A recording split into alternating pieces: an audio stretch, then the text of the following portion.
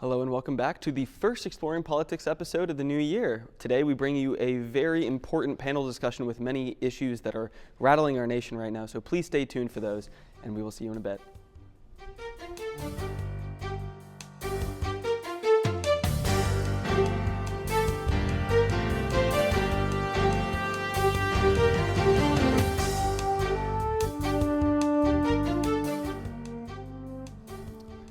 A lot has happened since we last saw you, and I feel we have to go through all these very important issues that have happened in our nation. So today we have the U.S. action in Venezuela, we have U.S. ambitions to take Greenland, and ICE gone rogue in American cities. So to start us off, we are going to go to Des, who is going to introduce his topic for us.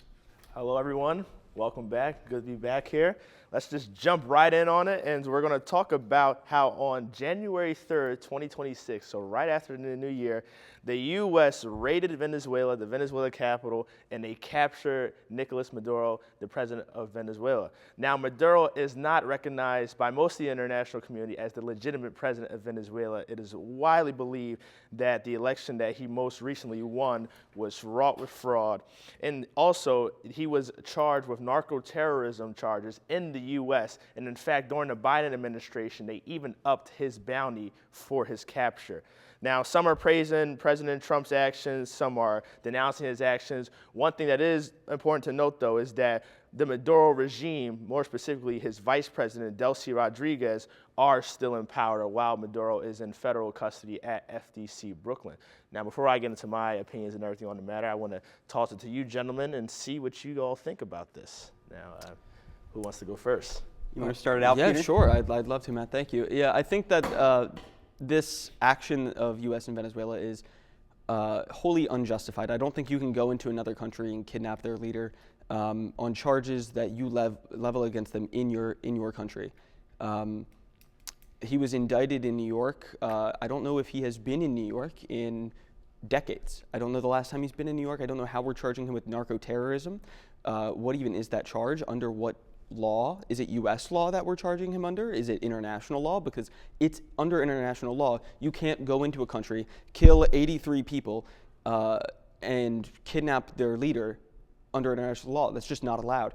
I think that this is a blatant violation of the rules-based order, and it reveals that our world is not run anymore by international law and rules. It's run by power, and the U.S. currently is wielding that power very heavily. So I think that we'll get into Greenland in a moment, but it's showing that the U.S. is really throwing its weight around, and it doesn't care what the international community cares about it anymore. Well, I'm sort of shocked that, I didn't expect that angle, the international law perspective. It's against international law to go in and just capture Maduro. The point is, international law is fake. International law is made up. Because it's totally, and I'm glad, and that's why I'm shocked by it. It doesn't exist. Well, no, and it's never existed, is my point, because you have different powers that operate in the world, and you have different definitions of international law. International law may conflict with the interests of one nation, may not be in the interests of another. So I think that that's just fake. It's made up. But when it comes to Venezuela, I got to say, I think this is the biggest win of the Trump administration. I don't think anything comes close, just in terms of the geopolitical success. And I really want to talk about why that is, because I see a lot of people who talk about Venezuela, people I like, people I listen to, like Dave Smith, like Tucker Carlson, and they sort of come out against it. And I'm kind of shocked by that. So the real reason that Venezuela is so important is not because necessarily they send oil over to China, because the amount of oil they send over is minuscule. It's like 3% of China's oil imports. The real reason that we need Venezuela is because of their oil reserves. Venezuela has the largest oil reserves in the world. Now, of course, it's a communist country. Communist countries, if you know history, very corrupt, very inefficient. So they're not able to actually extract that oil. That's why they only get like 800,000 barrels or whatever it is. They used to get a lot more, but because the government is so ineffective, they can't do that. Once they nationalized their industry, they nationalized American corporations, American businesses that were in there. We could no longer have access to that oil. It all went to Nicolas Maduro. It is crucially important that America has access to that oil. And I want to ask you, Peter, what is really like the big problem with Nicolas Maduro? Because you said international law is fake, and I agree, and what is the actual problem? You said we can't just go in and kidnap Nicolas Maduro. Why is that a problem? Okay, so I think international law is only really enforced against nations that do not have global hegemonic power. The U.S. has never been charged with war crimes, despite the fact that our nation has committed numerous war crimes over our very long history, discussing things from Vietnam all the way back to the foundation of our country.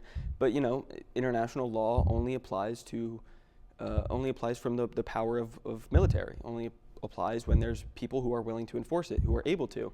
And at the moment, who's going to stop us? The EU. So I'm saying that in a real sense, international law does not exist. But I'm saying that the moral value of international law, you shouldn't be able to just kidnap the leader of a country. Especially, I don't get how this is at all a political victory.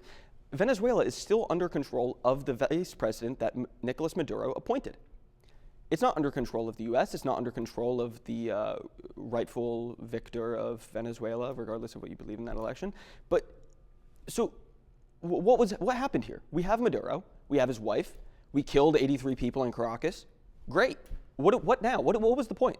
Well, if you gentlemen mind if I were to just jump in and offer my opinion, I do agree with the fact that why do we leave the Maduro administration in charge? I mean, the woman who did win, who was believed to be the opposition leader to lead the country, Maria Corina Machado, my apologies if I butcher that up, she's the one who won the Nobel Peace Prize. She actually gifted her Nobel Peace Prize to President Trump after he actually stepped in and captured Maduro. But if I want to just take it to more of an international angle, I know we're talking all about international law and everything. Well, I'm going to throw international law out the window and say that I don't think the U.S. should have been acting unilaterally by itself. Now, just hear me out, though, for a second. When we invaded Iraq, now I do not agree with the invasion of Iraq, but when we invaded Iraq, we had our allies on our side because we all agreed that Iraq had weapons of mass destruction that Saddam Hussein needed to go. Again, the majority of the world did not recognize Nicolas Maduro as the legitimate leader of Venezuela. They all recognized that he was a bad man and that he had to go. I think that if we worked with other countries like the UK, countries like France, our fellow allies, to form this operation like we did in Iraq, I think that it would have went over much better for the Trump administration. And I don't think it would have been getting such an extreme backlash from the international law community or whatever international law. I'm not going to get into the topic of whether international law is real or not, but I think that if we worked together, this would have played out a lot more in his favor and people would have been able to support him more. But because we acted alone, it's kind of coming back to bite him. Okay, I want to respond to you here, Peter, because you said, what's the political victory? Well, my point just went over your head, which is we now have control. What was the first thing the administration's... We don't. No, but listen, if you listen to me, what is the first thing the administration said after capturing Maduro? We have now seized control of the oil reserves. And so you say international... That. Yeah, we did. We seized control We said of that, the but oil does that reserves. make it true? That is a victory. Does that make it true? Do we actually have material power over Why their else would oil we have done? reserves? Why else would we have done it? Why else would we have gotten rid of Maduro? Because the whole thing to me reeks of a backroom deal. They kidnap Maduro. No, yeah, they hold him for so, ransom. Yeah, I think so. And then they say we will release him if you give us but control why, of though? your Why? oil. Backroom Because that deal is or not? imperialism. That is blatant There it is, imperialism. there it is.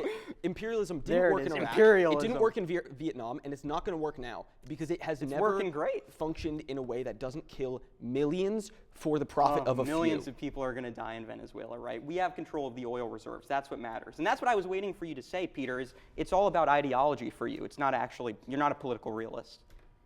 Anyway, moving on to our next topic. Matt, would you like to introduce to us what's happening in Greenland?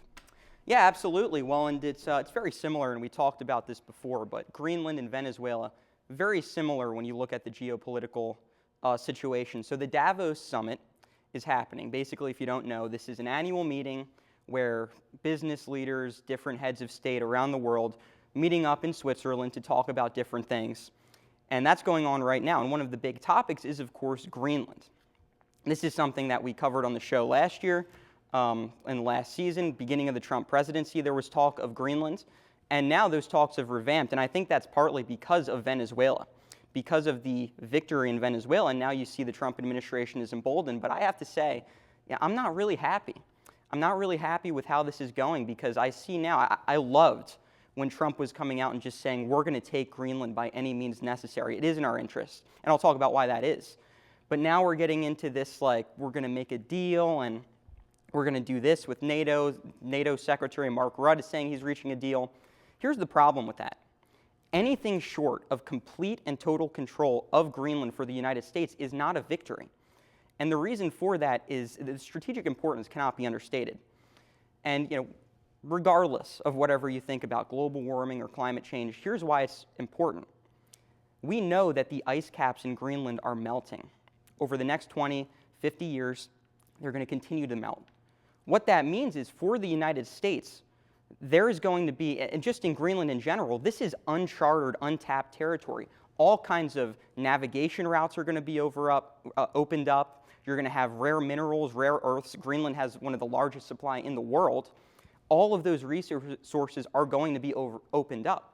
What that means is China and Russia, as they have continually expressed interest in the Arctic, they want control of that region. We need to get it before them. But I want to hear what my panelists have to say before we go any further. If I can go first, I disagree with the very fact that we need Greenland at all. But if we were to get Greenland, I actually disagree, man. I think it should be made through deals and through treaties. When you look at America, America was made through deals. Deals with the Native Americans, deals with the French for the Louisiana Purchase. Even when you look in 1917, when Denmark sold us the Danish West Indies, which is now the U.S. Virgin Islands, we bought that from them for $25 million.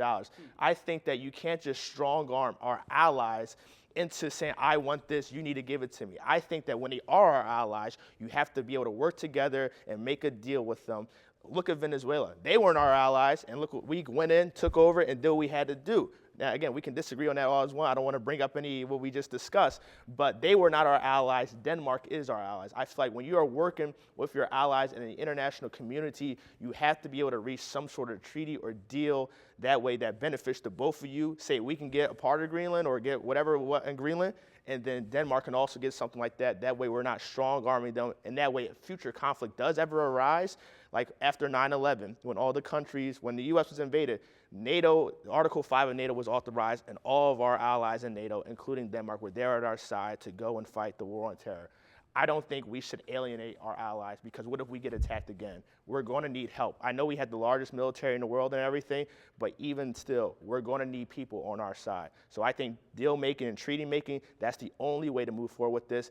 And I'm glad that they are at least working towards something instead of just President Trump saying, let's move in, take it, use military force by action. I think that the argument of military necessity for Greenland is pretty weak, considering the fact that before all of this happened, the EU and Denmark were our allies very strongly. If against Russia and China, I think that invading or trying to seize Greenland from Denmark puts them at odds against us in a way that they didn't have to be. Why are we enraging our allies and isolating ourselves internationally when instead we could just leave it to them and then work with them for the next hundreds of years instead of isolating them from us and attacking them? It doesn't make any sense to me. And also global warming, and I don't want to get too deep into global warming, but I think that the concerns of global warming, if we reach a point where the ice caps have genuinely melted, I think Greenland and who controls the Arctic is the least of our concerns, because we are going to have floods in our cities, we are going to have natural disasters everywhere, and I think that would probably be a primary concern. But I think the real reason that the Trump administration wants to take Greenland is because Trump is going to need a place to go after he loses the presidency. I think what?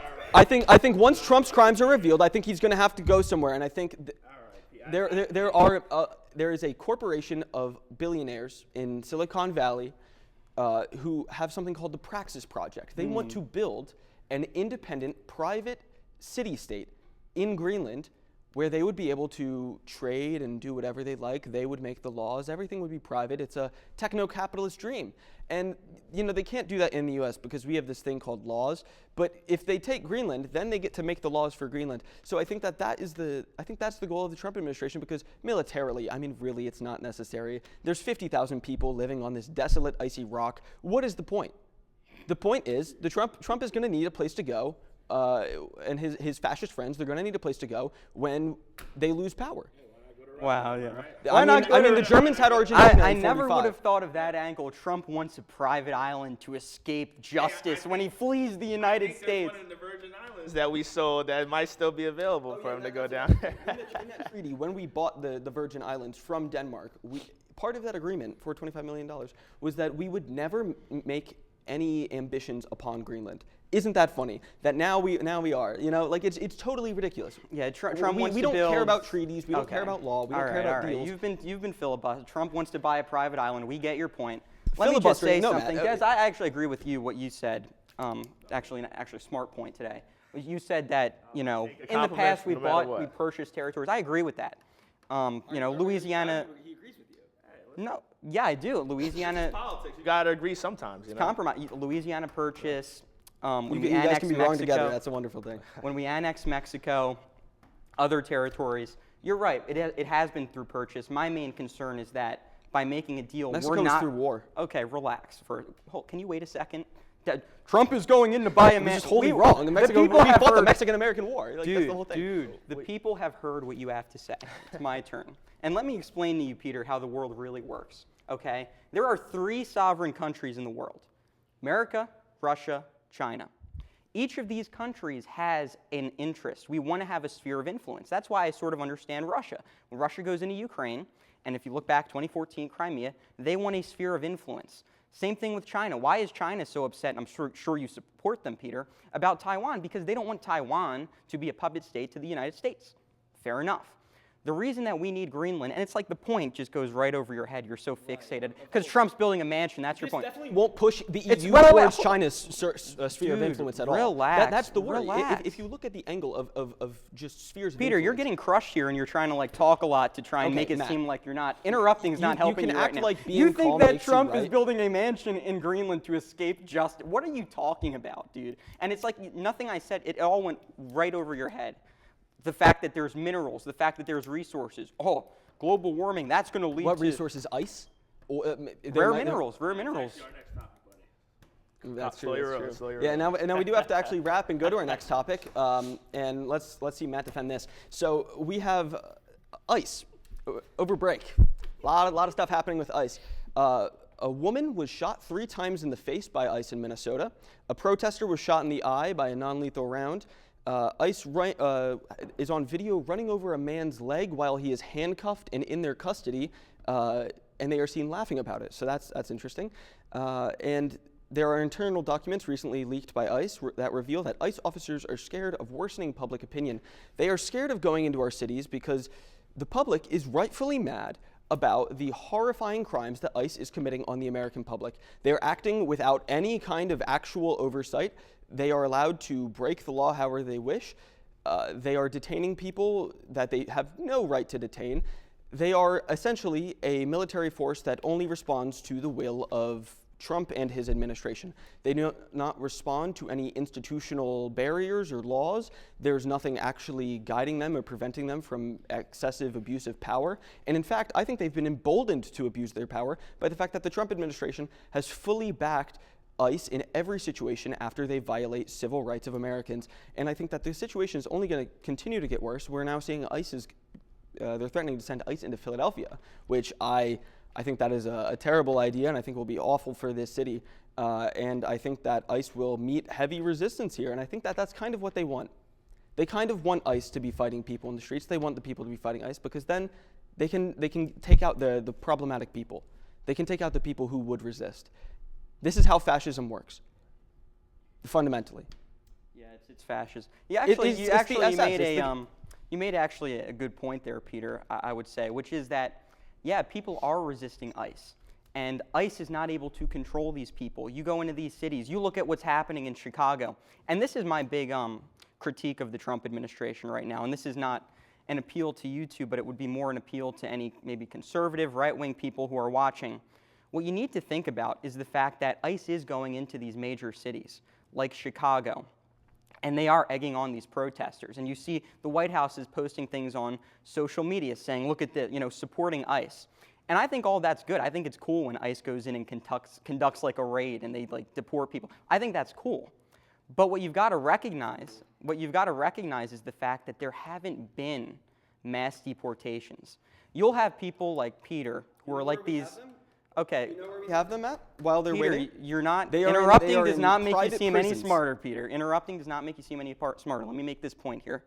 Okay? You'll have people like Peter who will come out and they'll say, "Oh, this is fascism. Trump is a fascist. Republicans are fascist. It's a soft form of fascism." It's not soft. It's not even. How many people have been deported? 300,000. If we're being generous, 500,000. I don't even believe those numbers because ICE hasn't released the numbers. But you'll still have people, these leftists, who will say it's fascism. And when they get into office, when they get into power, they will treat everything that Trump has done as if he is a fascist, and they will crack down on us. Remember What the has he done, department. destroyed the Remember the economy? Department of Justice. Remember everything that. Remember the impeachments. All of that is going to happen when they take power in the midterms. When they take power in 3 years, if they take power. So we've got to recognize that these deportations have got to get ramped up, and you cannot give any people like Tim Walz, like these protesters, like these radical leftists, any ground to work with. We're doing half measures right now, and you got to be aware of it. It's going to come back to bite us. If you're going to take a shot at the king, you can't miss. Does you have anything to say? Because if not, I have a lot to say. Do I have anything to say? I really want to focus on the shooting of Renee Nicole Good. I think it's I entirely really indefensible. mostly want to focus on the president's response to this. I mean, this is an American citizen, a woman. I believe she was a mother of 3. Yep. Shot and killed in the middle of the street in Minneapolis, and I just think the president's reaction to it was interesting. I'm not going to touch on yours. I feel a little tired today, if you all can't tell. So I'm just going to stick to my stuff. But the president said when it originally happened that she was a professional agitator, while Secretary of Homeland Security, Kristi Noem, and the Department of Homeland Security labeled her as a domestic terrorist and labeled her actions with apparently driving away from the ICE officers as an act of domestic terrorism. However, at a news conference yesterday, President Trump went on to say that he felt horrible immediately after she was killed and that it was a tragedy. And then he made a very strange point to point out that her family were massive Trump fans. And he said that her father was a tremendous Trump fan. I still hope and would still love him to be. And he said that although she was a very solid, wonderful person, her actions are pretty tough to justify. And it's just, it's a little bit strange to me why is the change in tune so much? I mean, the investigation is still ongoing according to the federal government. We don't still have all the details on, although if you ask me, if you look at the video, the details are pretty clear what happened. And I just think that the president's response and this goes back to also kind of what you were saying, Matt, about the federal government's response to these raids and everything. They're kind of just throwing everything at the wall, like, oh, these people are evil, they're bad, they're this, and that. But then when it comes out that they're actually made a mistake, they have to continuously backtrack and say, oh, we apologize, oh, this and that. That's even if they did backtrack. I mean, I don't think they still apologize for the gentleman that they sent to El Salvador in the federal prisons, in the prison down there, Kilmar, and that they brought back. Beats his wife, Well, yeah. I still believe they apologize for that. So. I just apologize for beating his wife. I just feel that the backtracking of the federal government, especially the president, is just a bit strange, if you would. Well, no, I think it's doesn't exist anymore in our government. right. Yeah, truth doesn't exist. The law is what the president I think wants. the reason, Des, is because midterms are coming up, and this is again my problem. Is now you see midterms coming up, and I think they are trying to soften the rhetoric when it comes to ICE. But I mean, I'm not going to let you guys have the moral high ground here when it comes to. You talked about. You can be as you talked pompous about as you this, like, but it doesn't matter. You talked about end this of the day. Well, wait. Okay? When you're talking about this case, this woman was shot in the middle of the street. Were the wheels turning towards the ICE agent when she was shot? Her steering wheel was turned all the way to the right. She was No, obviously trying to answer leave. the question. Answer the question. You can't step Were in the front of a wheels car and then turning? shoot the driver. Fundamentally, you can't police drive a are car trained, into someone. Police are trained not to shoot at drivers who are driving towards them as a Yeah, they form are. of They self-defense. are. It No, is. It's as a a form of deadly self-defense, weapon. because when they are shot and they're dead, the car's going to keep accelerating. They are trained to get out of the way. Why didn't he get out of the way? Because he's right in front of the car. He stepped in front of the car, Matt. You know If he watch had the video, internal. you watch him and step in You know front he of had the car. internal bleeding on his hips. He was actually hit by the vehicle. Where's the evidence of that? His doctor's report. I don't believe that for Well, a second. Yeah, you're just well, wrong, man. well, You're just if wrong. I can is the doctor, was he checked out by the doctor that they refused to let see the woman at the crime scene? There was a No, he was doctor. checked out by the hospital that he well, went to, and Unfortunately, there was a doctor unfortunately, that we are out of There was time, a and we doctor. are Totally going to, justified. we are going. Okay, Alright, great. We are well. going to move to our final thoughts now, and I'll go to Des to start. My final thoughts. Well, what a new year we have had, ladies and gentlemen. There has been a lot of interesting developments, and I think that as the year goes on, we're going to see we're probably going to even be talking about some of these same issues for the next few episodes, depending on what happens in Venezuela, depending on what happens in Greenland, depends on what happens on ice. These are issues that are going to reverberate, big words, throughout the rest of the year, and we really just have to wait and see what happens and what the effect will have on us, the American people. Yeah, and just to echo what Des said there, no disagreements. I'm really excited for this new season. I'm excited for the new year, excited for 2026. I think it's going to be a good one. A lot of interesting issues I'm sure we'll cover. I thought it was a good episode, and I'm just looking forward to it. I'm very excited. Yeah, I mean, it's important we have these conversations in a time where it's hard to even tell what is going on in our country when truth seems to mean nothing anymore. Fascists are able to lie and beat and violate the law as much as they want and have the lawyers deal with it. That's the doctrine of the Trump administration. And eventually they get bogged down in the courts and go nowhere, but the Trump administration continues to push the bar. I think it's more important that we have these conversations and that we do something about it, that we try to find truth and we try to actively resist the advance of fascism in our country. I think that's the most important thing. So thank you for all tuning in. Thank you for having this discussion with us, and we will see you all next time. Stay tuned. All right, do you guys want to shake hands?